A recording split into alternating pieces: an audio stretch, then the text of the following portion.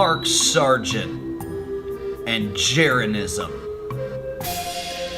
These were the first 4 guys to come along and wave the blue frisbee in our face.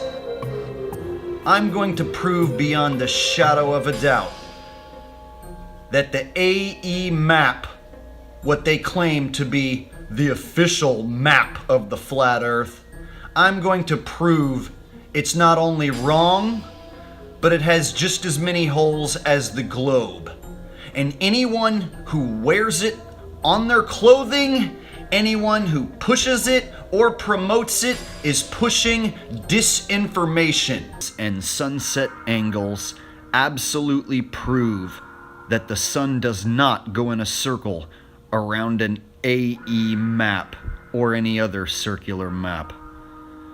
If you go to suncalc.net, you can actually find out where the sun is going to rise and where the sun is going to set. And apparently in the southern hemisphere, such as Australia, they're seeing the sun rise from the southeast and set in the southwest. Even in South Africa, they're seeing the sun set in the southwest. In South America, they're seeing the sun set in the southwest. Now, no matter where you drag the cursor around in the southern hemisphere, at this time of year in October, the sun is setting to the southwest. That's a problem for the AE map because that's the opposite direction than the supposed circling sun. If people in the southern hemisphere are seeing the sun set to the southwest, that is in the entirely opposite direction than the supposed circling sun. So this is a glaring hole in the AE map and model.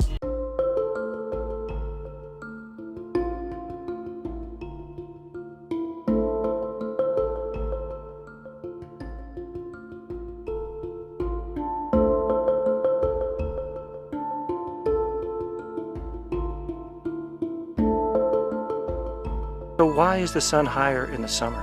We can think of the sky as a huge dome above our heads and imagine the sun's path traveling across the side of this sky dome. On the surface of the earth we'll place letters for the 4 compass directions: north, south, east, and west.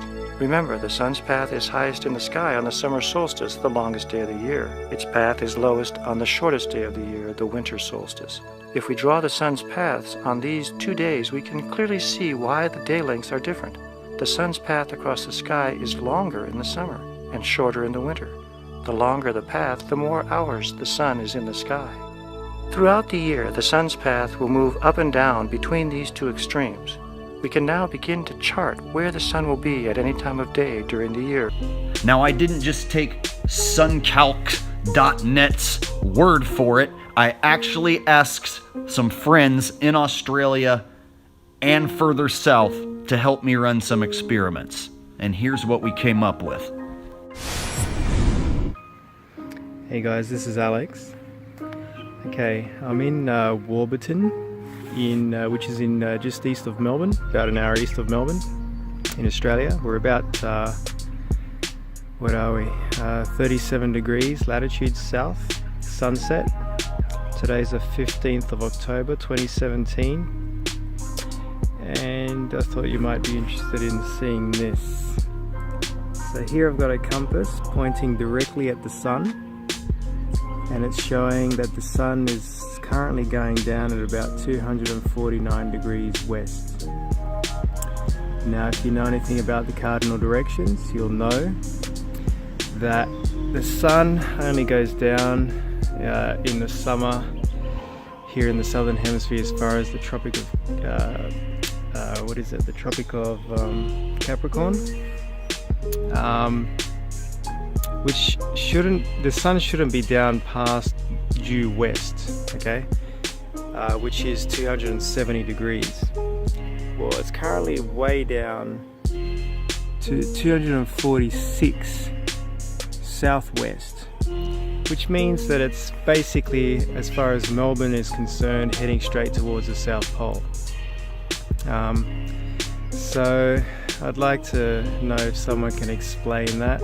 I don't want any convoluted answers, but just a simple explanation as to why It's not up at least beyond further north than due west, which is what it should be.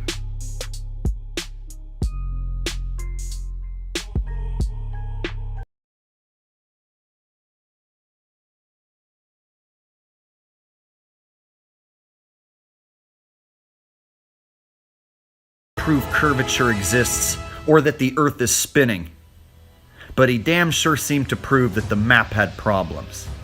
By the time he put out Testing Flattards Part 2, I realized the information he was bringing to the table was going to make it absolutely impossible to defend the AE map and the AE Circle Sun model any longer.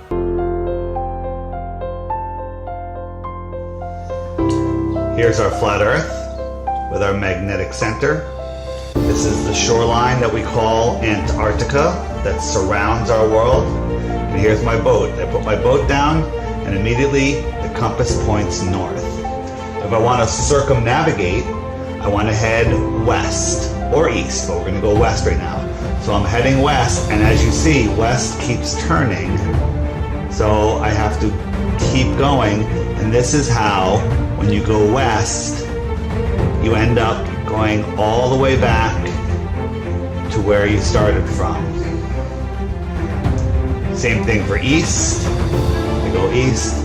I keep having to turn because my compass keeps making me turn to go east. If I want to go dead reckon west, so this would be dead reckoning west. If you watch the compass, I'm no longer going west, I'm going south. Any straight line on the flat Earth will eventually become south. And that is how you circumnavigate on the flat Earth. Nobody can circumnavigate south, because when you go south, you keep on going. North, and as I pass North Pole, I'm now going south, even though I'm going in the same straight line. Damn sure seemed to prove that the map had problems. By the time he put out Testing Flattards Part 2, I realized the information he was bringing to the table was going to make it absolutely impossible to defend the AE map and the AE Circle Sun model any longer. This map always shows me the real time difference. It doesn't take account winter and summer times. Hi Glenn, let's do Australia. Let's do Helsinki and Sydney. I put other hand to Helsinki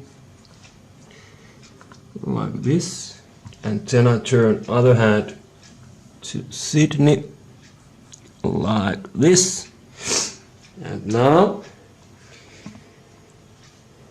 I move this hand because clock is in Finland 4 p.m. 4:05. I turn this hand to evening 4, and I move this together like this. Oh, it's hard with one hand. Now it's in 4.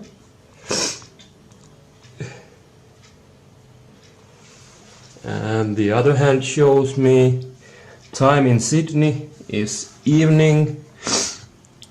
It's midnight.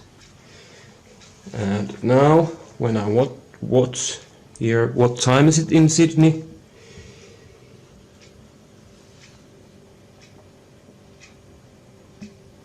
It's 11. Because in the Finland we are in the summertime. But it also says here that time difference without summer or winter times between Finland and Sydney is 8 hours,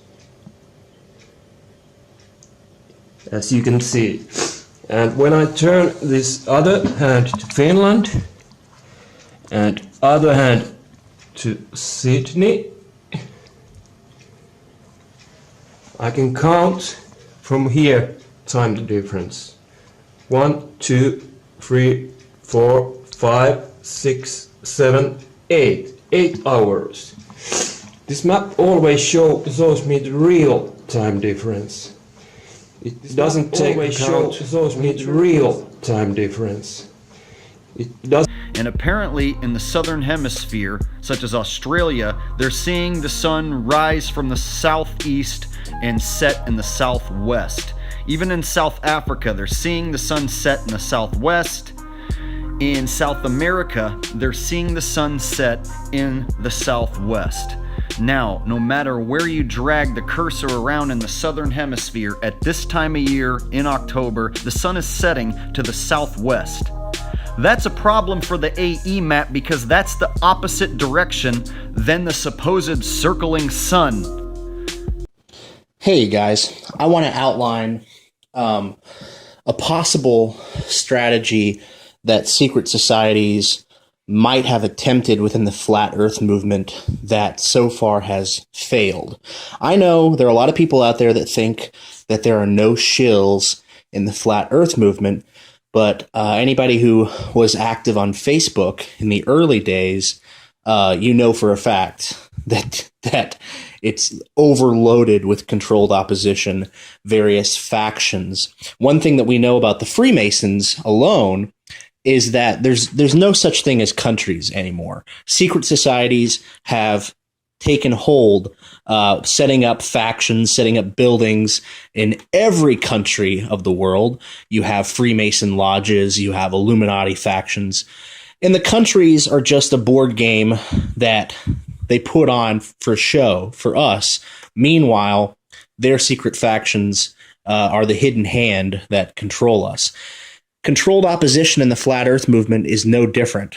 It doesn't mean these people are coordinated with each other and know each other, that they work from the Department of Defense or from one lodge of the Freemasons.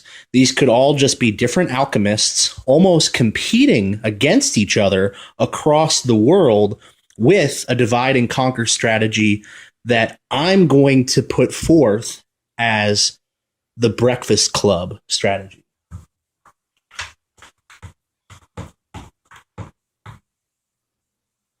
Now, why is it productive to talk about this?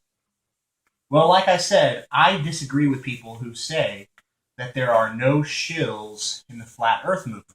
I was personally there in Facebook interactions when they came up with the label Domer to isolate and humiliate anybody who believed in the dome. I've been in conversations where it was admitted to me that the infinite plane was a way to get people to stop talking about the dome. And I've personally been in interactions where people confess to being controlled opposition. There's no way that you're ever going to convince me that there's not a shill in the flat earth movement. And anybody who puts that out there is playing politics. So, the Breakfast Club. What is the Breakfast Club consist of? And I wrote that, you can't even read it. The Breakfast Club is the idea that you send in not one, and we're not going to call them shill, we're just going to call them agents of opposition. You don't send in one agent, you send in like 7 different agents who don't necessarily know each other. But you've got the jock, you've got the nerd, you've got the shy girl, you've got the princess, you've got the outcast, right? Now, the Breakfast Club strategy is pretty genius because you're starting with embedded values. The jock is diametrically opposed to the outcast. The shy girl is diametrically opposed to the princess. These people have completely different values. So, by inflating people into the flat earth movement, what they're potentially doing is taking us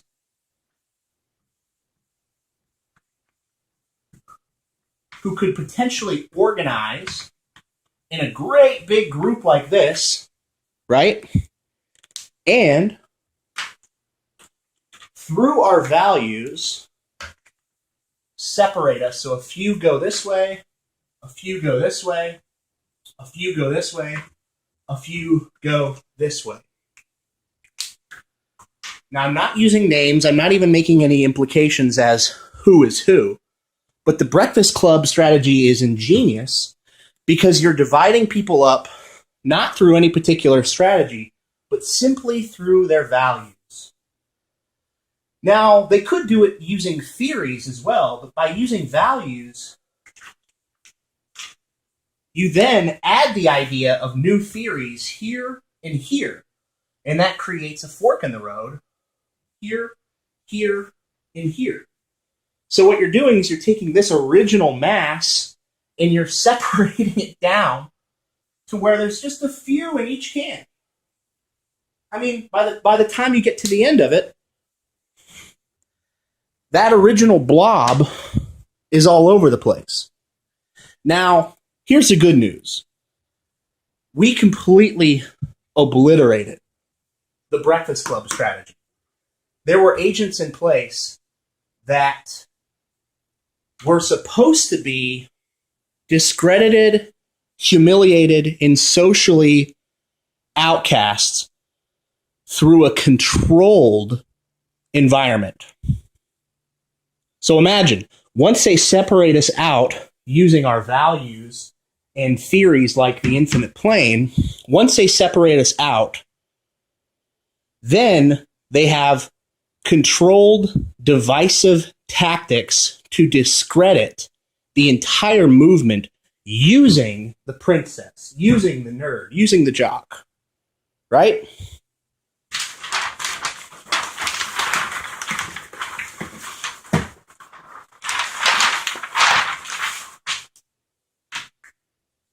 This person versus astrophysicist number one. Now, up to this point, this person has been completely on message and has done nothing to destroy the movement. But in a controlled environment, once we've been separated down by our values, this person gets destroyed. They've inserted a kill switch. Either defamation of character or totally picking the wrong science. One by one, each member of the Breakfast Club could be eliminated. Keep in mind, I'm just putting this out there as an overall theory of what I would do. And since the Domer strategy, the infinite plane, did exist, and people have been outed as wanting to do physical harm to flat earthers, I do think it's notable that we should talk about this as a possibility in case there are still sleeper agents out there. Doesn't mean that anybody's calling anybody a shill, no names are being called, but when people try to put the bigger picture together, you're not going to be able to see it unless you think of the movie The Breakfast Club and how our values automatically separated us out into 1,000 different directions. That's why I want to encourage people to. This is where I'm going to get productive with this message. I want to recommend to everybody, every single person out there, think about your values and think about somebody who contradicts your values in the flat earth movement. This week, give that person a chance. Go over to that person's camp and support somebody who you didn't really give much credit. A lot of people get discredited. A lot of people get socially isolated. And I think that's what was originally intended. So by going from your favorite person over to this person and vice versa, you are further eliminating their strategy. By cross-pollinating and by supporting the jock and supporting the princess, you are weaving a net that no containment strategy will be able to break. I know it seems like flat Earth is out of the bag, but there are so many containment agents and agents of opposition. I'm telling you how the movement can be further strengthened. And this is what I call the dark horse strategy. I mean, I was there when they tried to contain us, when they used different tactics on a daily basis. Think about the number of lists of shills that people published trying to discredit anybody who called somebody a shill at the very beginning. If you make an effort at the very beginning to call everyone a shill, pretty soon nobody's going to be able to make an actual accusation. Shills will just be dormant in the movement, whether you like it or not, if everybody gets accused of being a shill at the very beginning. So the dark horse strategy is to move the movement beyond the initial Breakfast Club and try to support people who are coming in new to the movement. If there's a truther who is opening up to the flat earth right now, don't treat that person like an outsider. Don't say, who are you? You weren't there in the beginning. Say, you weren't there in the beginning. Dude, we totally needed you. And support that guy. Prop him up. Prop up each other based on their content and based on their values beyond the flat earther that you most identify because of the Breakfast Club. I'm not naming any names. In fact, I just came up with this 5 minutes ago, and I'm starting to realize you're going to think, oh, this person's a princess, that person's a jock. But guys, this is serious. This is serious. I'm not trying to divide. I'm not trying to cast doubt. I'm just trying to strengthen the overall movement. And there's a lot of different nuanced tactics that get used. I mean, if you've ever read Fritz Springmeier, there are straight up mind-controlled MK Ultra monarch slaves. The Illuminati goes to the extent of making programmable human brains to exert their willpower on us. If those types of agents are out there, the way that we beat the Breakfast Club is with the dark horse strategy. I think everybody is already doing a great job of that. Any new flat earther, people come in and support them. But the Breakfast Club still exists. We busted it up almost from the very beginning. Facebook culture and YouTube culture, drastically different. And don't give me that thing about, well, Facebook sucks, don't use it. I'm telling you that I encountered numerous agents of opposition in Facebook. That's my personal experience. I'm not going to put that on you right now, but don't tell me that there aren't any shills in the movement, because there are tons of sleepers right now. And the strategy, I believe, is this Breakfast Club strategy, where once people get separated out by their values, they'll start to get picked off. The problem is, some of the cast members are gone, so that throws a wrench in their gears. Dark horse strategy. I know. Dark horse strategy. Oh yeah, do the dance, Rusty. Here it is, y'all. Can't do the circle map anymore. Can't do the circle sun anymore. I'm done. And People are gonna say, Jake, you're attacking other flat earthers. We should all be sticking together. We should all unite. Shouldn't be attacking anyone. You're being divisive. I've heard that a lot. Right now, Jake, you're being divisive. Don't be divisive. Let me ask you guys this. When you came out and you told your loved ones that you believe the earth is flat, or that you know the earth is flat, did that divide you from any of your loved ones?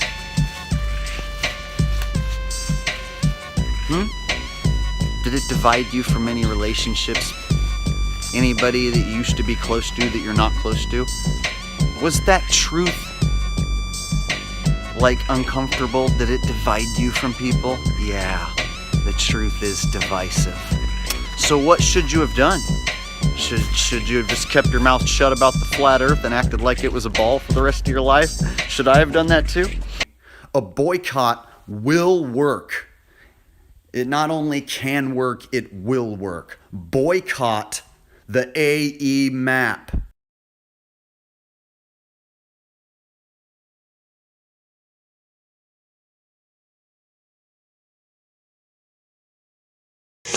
This map always shows me the real time difference.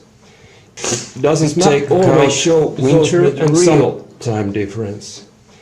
It doesn't take account winter and summer.